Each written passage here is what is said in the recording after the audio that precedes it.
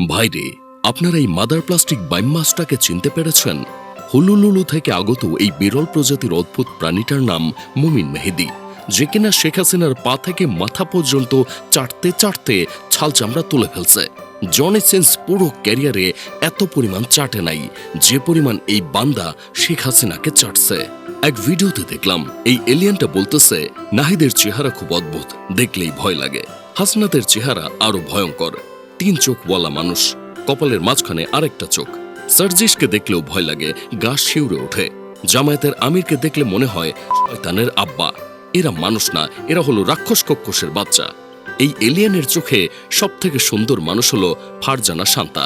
10টা ক্যাটরিনা, 8টা আলিয়া, 6টা তামান্না ভাটিয়া সংমিশ্রণ করে এক ফারজানা শান্তার পয়দা হইছে। এক শট 50 টাকা বলে সারা রাত চিল্লালেও কোনো রিক্সাওয়ালা ভ্যানওয়ালা ফিরে তাকাবে না। তার চোখে সেই সুন্দর, দুনিয়ার বাকি সবাই দেখতে খারাপ। বলছিলাম কি টুটমারানি ভাই, মানুষের চেহারা মহান আল্লাহ পাক রাব্বুল আলামিন নিজ হাতে ও কুদরতে অতি যত্ন সহকারে সৃষ্টি করেছেন। কোনো মানুষের চেহারা নিয়ে বিকৃত মন্তব্য করা কি উচিত? নিজেকে আগে ভালোভাবে দেখুন এবং যাচাই করুন, পরে অন্যের সমালোচনা করবেন। এই এলিয়ান আরো বলেন, শেখ হাসিনাকে নিয়ে কোনো সমালোচনা করা যাবে না, কারণ শেখ হাসিনা হলো মানবতার আম্মু। শেখ হাসিনার মধ্যে মানবতা ছিল বলেই খালেদা জিয়াকে যত্ন সহকারে জেলখানার ভিতরে রেখেছিল। জি ভাই, ঠিক কথা বলছেন। এতটাই যত্ন সহকারে রেখেছিল যে একজন সাবেক প্রধানমন্ত্রীকে উন্নত চিকিৎসার জন্য দেশের বাইরে নিয়ে যাওয়ার অনুমতি দেয়নি। আমার লিটল মনে একটা স্মল প্রশ্ন, এই হোমন্দিরপুর কাছে কুষ্টিয়ার লালন মাজারের মেয়াদোত্তীর্ণ উড়ান্ত গাছের পাতা সাপ্লাই করে কোন ভাইপো?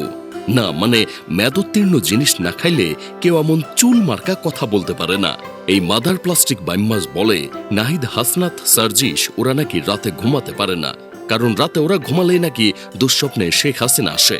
এখন আমার কথা হইল, নাহিদ হাসনাতরা যে ঘুমাতে পারে না আপনি জানলেন কিভাবে? আপনি কি ওদের বাড়িতে চুরি করতে গিয়েছিলেন? জেগেছিল বললে চুরি করতে পারেননি, তাই মনের কষ্টে এমন টুট মার্কা কথা বলতেছেন। ওদের দুঃস্বপ্নে শেখ হাসিনা আসে না, বরং শেখ হাসিনার দুঃস্বপ্নে নাহিদ হাসনাতরা আসে।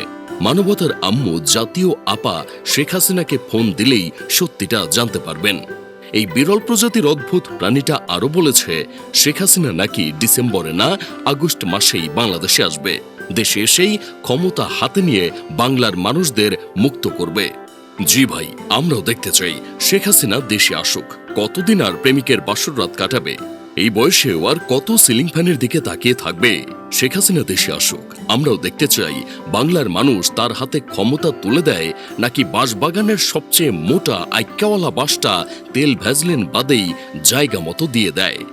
এইসব দেখে আমার বন্ধু কেরামত বলতেছে, এই এলিয়েন আর তার বউ দিনরাত 24 ঘন্টা জুলাই নিয়ে যা তা বলে। আবু সাইদ, হাদি, মুগ্ধদের নিয়ে সবসময় বাজে কথা বলে, অথচ তারপরেও প্রশাসন কোনো ব্যবস্থা নেয় না। বাক স্বাধীনতা আছে বলেই কেউ নিষিদ্ধ দল আওয়ামী লীগকে নিয়ে দালালি করবে, মুখ দিয়ে হাঁকবে, এর তো কোনো মানে নেই। যাই হোক, শেষমেশ আমি গোলাম হোসেন একটা কাজের কথা কই।